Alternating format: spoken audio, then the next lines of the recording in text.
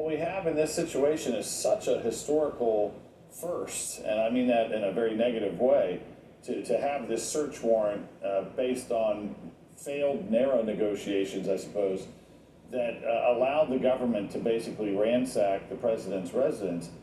You'd think that in this era of the Attorney General constantly talking about rule of law and transparency, that he would be the first one to say, sure, another set of eyes is perfectly fine. And, you know, Mark, when we were arguing this case before the judge in Florida last week, you know, one of the things that I said near the end of the argument was, what's the harm here? You know, what is it that DOJ is so worried about by having an independent, you know, established, well-esteemed person just give a second look and give some classifications or some categories to what they seized? And they fought it tooth and nail.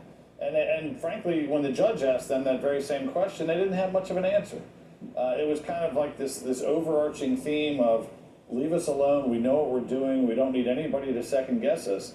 And that's taken root with them appealing and moving to stay the ruling that the judge made last week. So it's extraordinary. I mean, I would have been so much more respectful of the department and of this Attorney General if they turned around and said, you know what, good idea to have a special master, we have nothing to hide, you know, let's get at it. But that's not the approach. It's a constant fight.